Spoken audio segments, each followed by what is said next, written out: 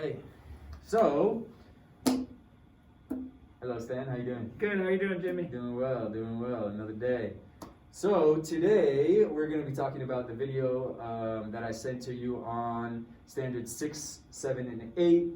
And just for a little refresh, 6 is all about assessment, so both formative and summative assessments. In this video in particular, I didn't do any summative assessments, but it was pretty full of formative assessments. And then number 7, planning for instruction, and number 8, instructional strategies.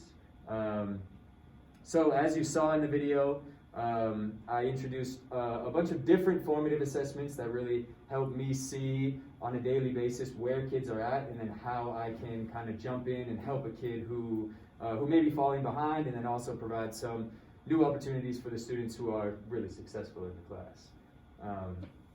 So just an example of that, so we always start right at the beginning with like ¿Cómo estás? And with the el calendario.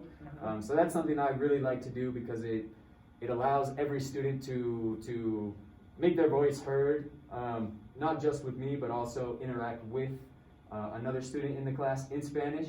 I find that really important because in a basic Spanish class, it's pretty difficult to have them discuss anything with each other in Spanish, so that's something I come back to every class, and they're pretty good with that routine now in talking about new emotions. So every couple of weeks I introduce new emotions to them, or something that's a little bit more complicated, and things like that. So I think that's always my number one formative assessment right off the bat, is to just get them speaking, see if they're pronouncing the questions right, see if they can understand them, and things like that. I've never taught like a beginning Spanish class like that, but I did an English one, and I think the idea of just getting them in the mode of using the language, first thing.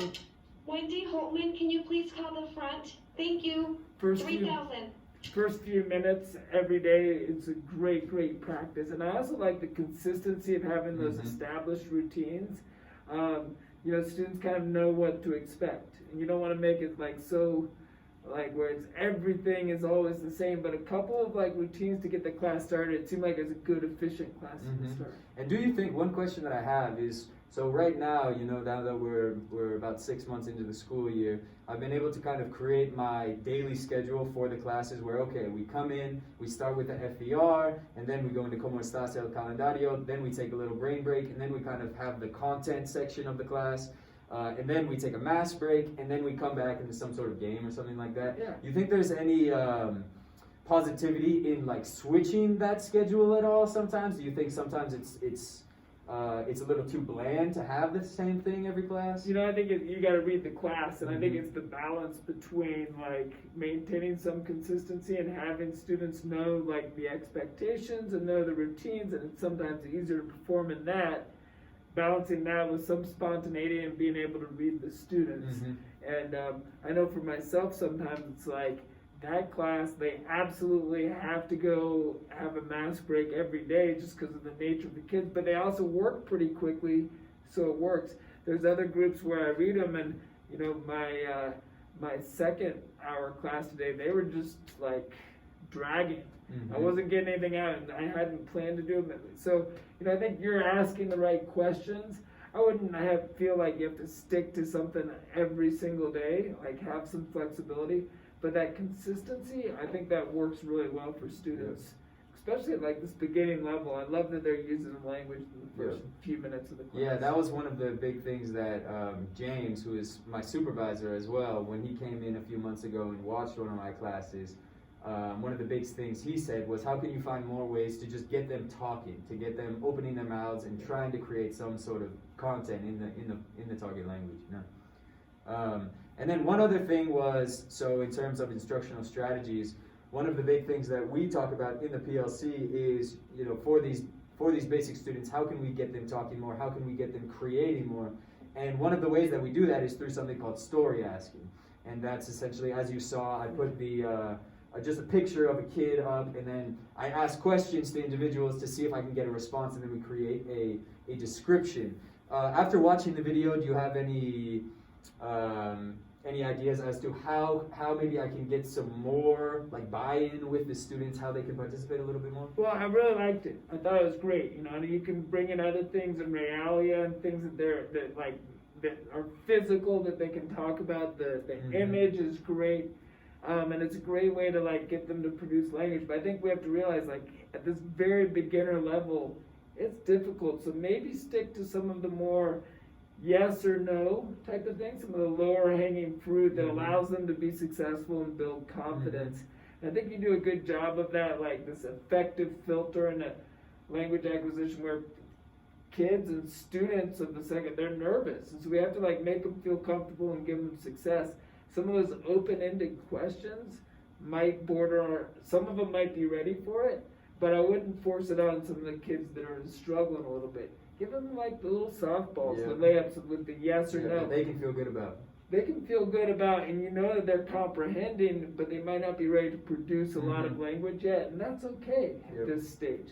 But I did see some of the kids had some success with it, so all the power to them. I guess maybe giving them a choice of what they're comfortable with and let them pick. It may be a good way to like allow them to kind of differentiate for themselves.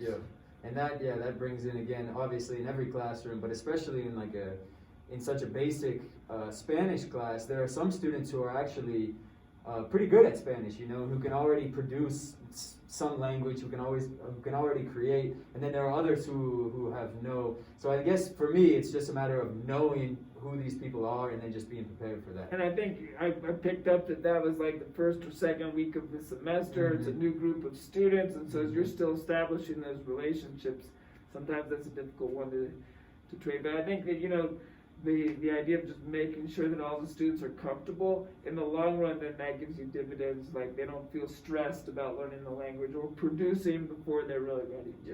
And then just the last thing, so one thing that, you know, in the first semester especially I struggled with was there were students who were absent all the time for one reason or another. Some of them are athletes, some of them leave halfway through the class, things like that. So I was kind of struggling to find the time to intervene, and if they missed an assessment or if they missed some work. So me and my PLC, we came up with the idea to do 10 minutes of free reading at the beginning of class so that we could use that 10 minutes. And it's worked pretty well, you know, but even then 10 minutes isn't that much time for them to get that stuff done as well. So it works well for me to communicate with them, look, you missed this, you missed this, you missed this. But it doesn't necessarily give them the time to also complete those assessments. Do you have any idea, just like in your class, for example, if you have a student who's constantly missing or anything like that, what do you do to try to pull them back up to speed? You know, I think it's great, and I really liked what I saw there, because I've seen you do that, and that use of the 10-minute time, it gives you time to get the class up, it gets everybody involved in the language, and then students you can work with. One thing that I would say is sometimes when I have students that are consistently missing, depending on who they are and whatever, but really thinking about like what's essential. You know, and I think in my first year or two, few years of teaching, I was kind of like everybody does everything, and then, you know, it became a little bit more selective of like looking at kids, seeing what they need, and being like, you know what, like this is the most essential thing. And so I think a lot of times we kind of want to get all the sheep through like one gate and into the next pasture, and then they get what they need there, and then get them to the next, and kind of like being a little bit less thinking of them as a whole mob that has to move that together, but they might move through things at different times. And so thinking about individual students and what skills and abilities do they need to work on the most, and targeting those. You know, I in an ideal world, all students do everything, but as I've kind of taught more and more, I'm a little bit more selective about what students actually need to do. So do you allow some students to miss an at-home lesson or something like that, and then you know, as long as they're willing to collaborate, then you can give them a little bit of slack on that? I do, and particularly if it seems like, you know, depending, if the kid's gone because of like sports or something of their family's choosing, I'm maybe a little bit hard, but for like some of our kids where they don't have a good internet connection at home or whatever, I'm a little bit more you know, willing to like let some of that stuff slip. Yeah, that just makes me think of last quarter I had a student in my 6th grade class who was already a Spanish speaker, so she was just placed in my class, I think, wrongly, and she ended up missing a lot of class, and so she was there like the last 3 weeks of school, and it was tough because she missed all of this stuff, but she also already knew all that stuff, you know, so I didn't really want to punish her, because she did the assessments and did better than anybody else in the class.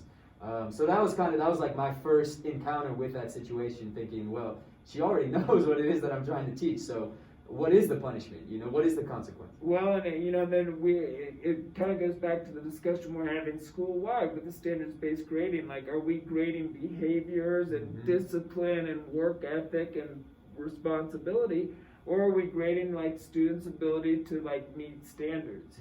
And so I think, again, it's another example of you asking the right questions that I think people that even have, that have more experience than you, we're struggling with those questions too. And I think the fact that you're asking the questions indicates you're on the right path. Awesome. There's not like a golden rule, but I would say that I've become a little bit more liberal in like seeing different kids' needs and allowing them to do different tasks based on what they need and what they have and how they can meet the standards. Awesome. Yeah. Well, thank you so much, Stan. I appreciate it as always, and I just really appreciate all your help throughout the school year. No It's problem, been huge. Jimmy. Thank Yeah, you. nice job.